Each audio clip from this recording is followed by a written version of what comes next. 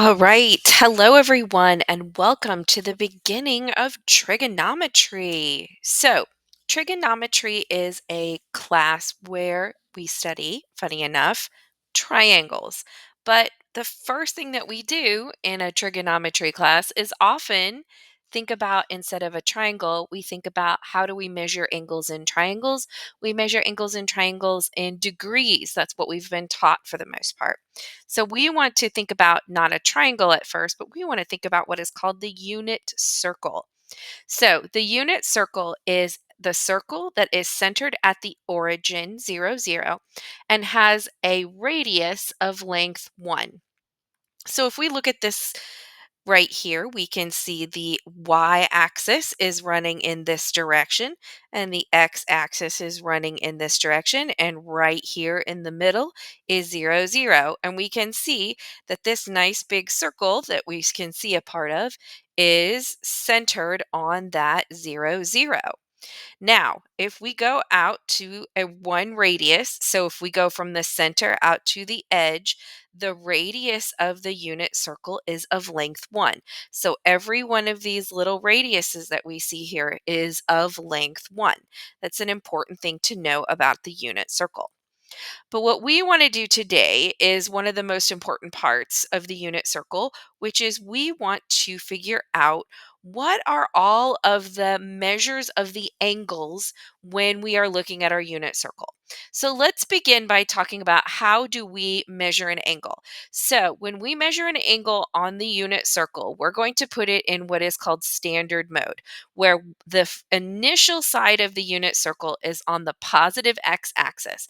And then what we would call the terminal side of the angle is going to go in a counterclockwise direction to into the circle, and we would measure in that direction.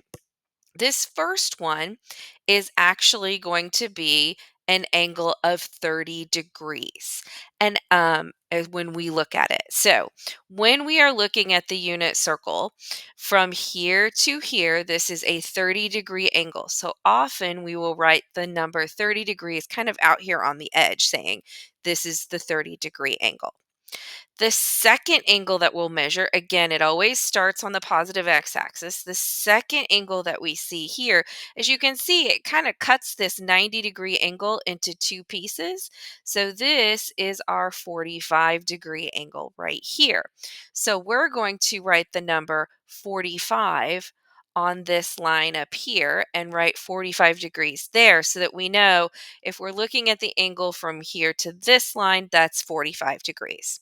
Similarly, if we look from the positive x-axis to this third line, this is our 60-degree angle. And these three angles, along with the last one, what is this angle? If we use the positive x-axis and then we go straight up here, what is this angle that we have just made? When we put a right angle on it, what is that? That is 90 degrees. So when we're putting all of these pieces together, most of the angles that we're going to see are going to be based on the angles 30, 45, 60, and 90. And I'll show you how this works. Let's start by looking at this angle up here of 90 degrees. Let's look at the 90-degree angle. So we'll change this one's color to 90 degrees. All right. We know that if we go from here to here, we've passed through 90 degrees. Well, what happens if we do another 90 degrees? What's 90 plus 90? Well, that's a 180-degree angle that goes all the way to there. Well, what if we go another 90 degrees? Well, what's 90 plus 90 plus 90? Well, that's 270 degrees. So our angle down here will be 270 degrees. And what happens if we close this circle all the way up and we go a full circle all the way around? How many degrees have we gone? Well, that's 360 degrees. So we can label this angle over here either 360 degrees, meaning we've gone all the way around the circle once, or we can say, well, what if we just drew the line here and then didn't go anywhere? What is that angle? It's also considered 0 degrees. So this first angle can be 360 degrees or it can be 0 degrees. That's where we're going to start. Now, let's move on to the 45-degree angle. Look at it this way. If I do 45 degrees and I just go 45 degrees once, I get to this line. But what is 45 plus 45? What's 45 times 2? Well, that is actually 90 degrees. So that gets us to this next line. Well, what if I go another 45 degrees? Remember, 45 degrees is just half of a 90-degree thing. Because if we do 90 degrees and divide that by 2, that gets us 45 degrees. So what if we do half of this 90 degrees again? Well, what's 45 times 3? That's going to be 135 degrees. And then if we go another 45 degrees, what do we get to? Well, that gets us to the 180. Do another 45 degrees, add 45 to 180, and we get that this one is 225 degrees. Add 45 degrees, that gets us to the 270 we already know. Add 45 degrees again. Well, what's 270 plus 45?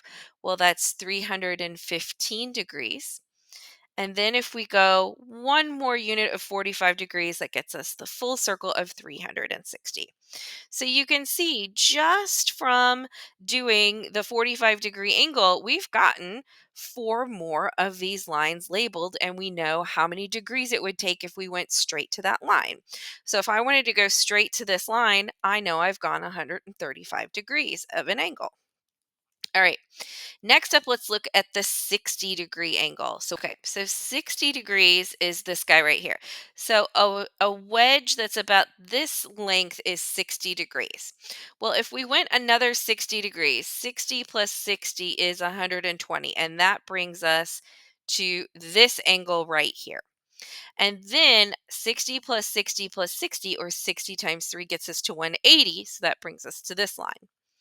Another 60 degrees is going to bring us to this line.